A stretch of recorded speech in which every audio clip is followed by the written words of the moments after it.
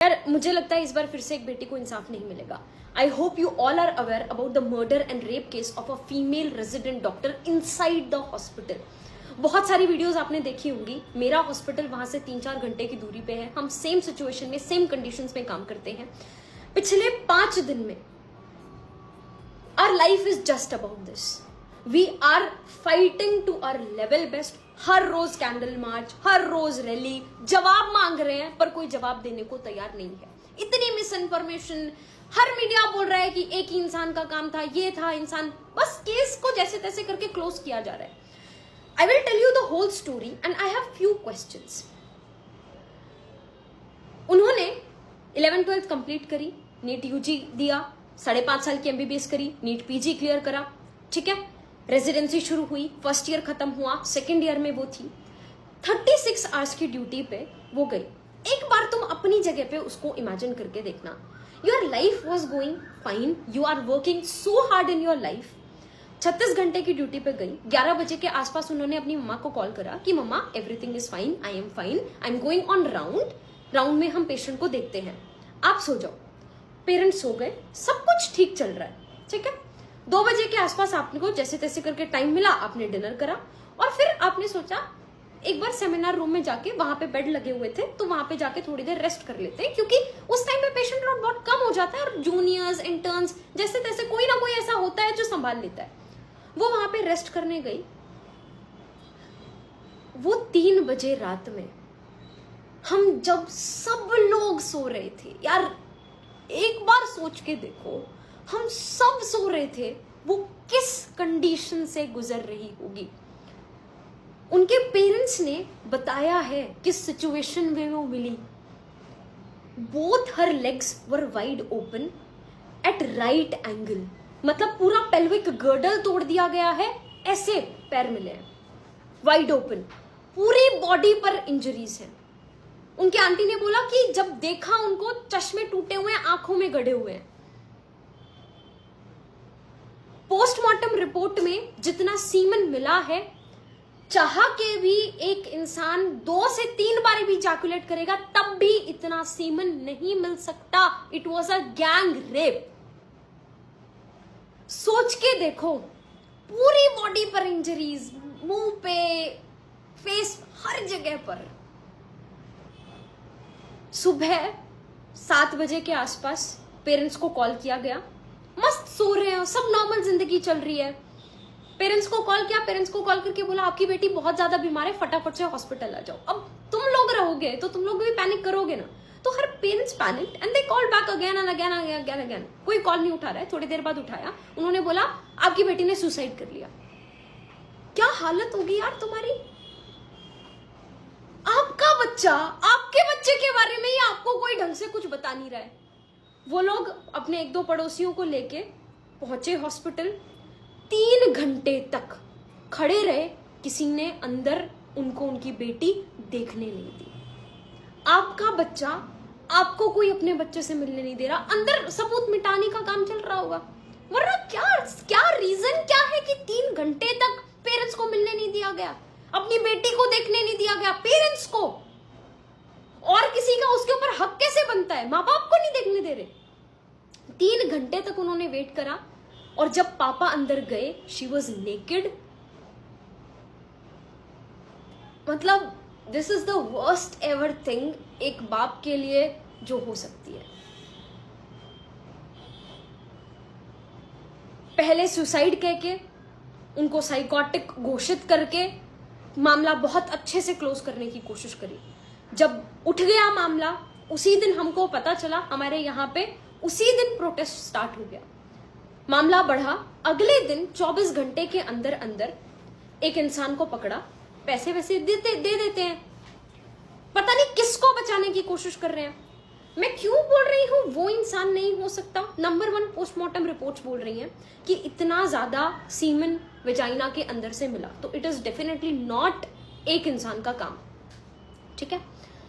दूसरी चीज, उनके ही पैथोलॉजिस्ट का सारी वीडियोस, जितनी भी चीजें मैं यहाँ पे बोल रही हूँ, एकदम फैक्चुअल बेसिस पे बोल रही हूँ, मेरा हॉस्पिटल पास में ही है, हमारे पास जितनी पर्सनल वीडियोस, जितनी पर्सनल चीजें शेयर हो रही हैं, आई डोंट थिंक वो इंटरनेट पे भी अवेलेबल है, एंड हम लोगों में से भी कोई उन चीजों को डालेगा नहीं। हमने उनकी डेथ के बाद की फोटो देखी है, and that picture haunts, like all this situation, everything, this is just so traumatizing.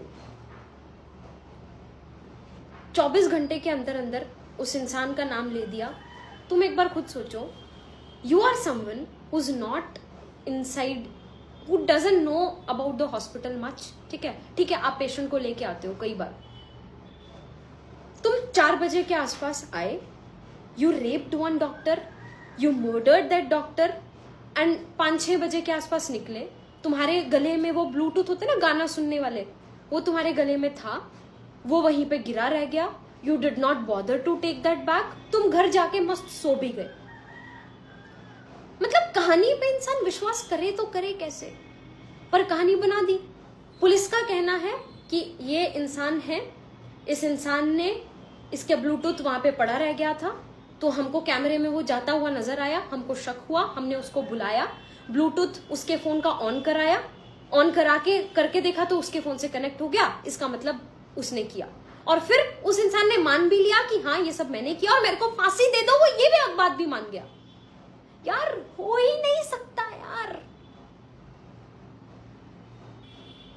तो अगर ये सच था, 24 घंटे के अंदर अंदर ये सब हो गया था, तो अभी 4 दिन से पिछले कुछ आगे उसके ऊपर कोई उसके बयान क्यों नहीं आ रहे? उसने कैसे करा, क्यों करा, वो सब चीजें दो ना। बहुत मुझे लगता है पता नहीं इसके पीछे कौन है, someone who's very influential, जिसको बहुत अच्छे से बचाने की कोशिश की जा रही है। हमारे हॉस्पिटल में हमने पहले नॉन इमरजेंसी सर्विसेज ऑफ करी, ओपीडीज ऑफ करी, किसी को कोई फर्क नहीं पड़ा, किसी को भी फर्क नहीं पड़ा। जब इमरजेंसी सर्विसेज भी ऑफ करी, अभी हमारे प्रोफेसर्स, उन लोगों के हाथ बंधे हुए हैं, उनकी नौकरियां हैं, नौकरियां छिन जाएंगी, दे आर सपोर्टिंग अस बहुत, बट अभी इंटर्न्स का काम, ब्लड निकालने वाला छोटे मोटे काम हमारे प्रोफेसर्स को करना पड़ रहा है। दे आर डूइंग घंटों घंटों नाइट ड्यूटीज, डे ड्यूटीज, वो सब मैनेज कर रहे हैं। It feels so bad to see a patient। हमारे हॉस्पिटल में 100 किलोमीटर की रेंज में कोई भी और दूसरा गवर्नमेंट हॉस्पिटल नहीं है। बहुत गरीब लोग हैं जिनके पास कैब तक करने का पैसा नहीं है, वो हमारे पास आते हैं ट्रीटमेंट के लिए। It feels so bad to see them going back.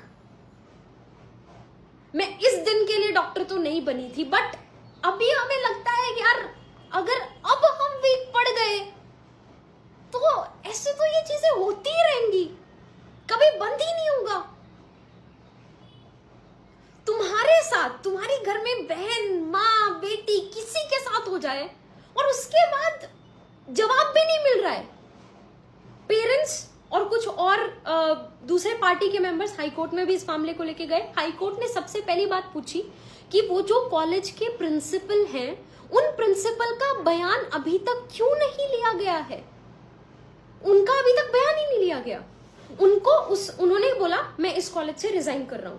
जैसे ही उन्होंने कॉलेज से रिजाइन करा, अगले ही दिन साइड के कुछ किलोमीटर दूर के कॉलेज का प्रिंसिपल उनको बना दिया। क्यों? कोर्ट ने जवाब मांगा, उनके पास कोई जवाब नहीं है। पेरेंट्स से 3 घंटे तक क्यों नहीं बेटी को मिलने दिया, उनके पास कोई जवाब नहीं है। सीबीआई को सारी चीजें बोल रहे हैं सौंप दी गई, कहां है सीबीआई, कहां है क्लैरिफिकेशन?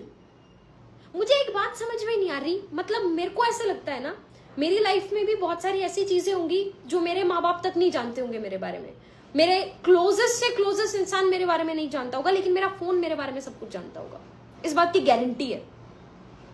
उनका फोन कहाँ है?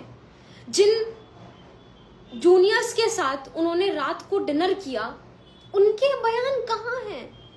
किसको छुपाने की कोशिश की जा रही है? एक इंसान का काम नहीं है। पोस्टमार्टम रिपोर्ट्स कह रही है, मैं नहीं कह रही, आई एम नॉट स्पेक्यूलेटिंग, मैं कोई आइडियाज ये सब नहीं बोल रही हूं, पोस्टमार्टम रिपोर्ट कह रही है। यार एक किसी के साथ इतना बुरा किया गया है, एटलीस्ट फॉर गॉड सेक इंसाफ तो दे दो कम से कम। क्या किया जा रहा है पता है? जिस सेमिनार रूम में ये सब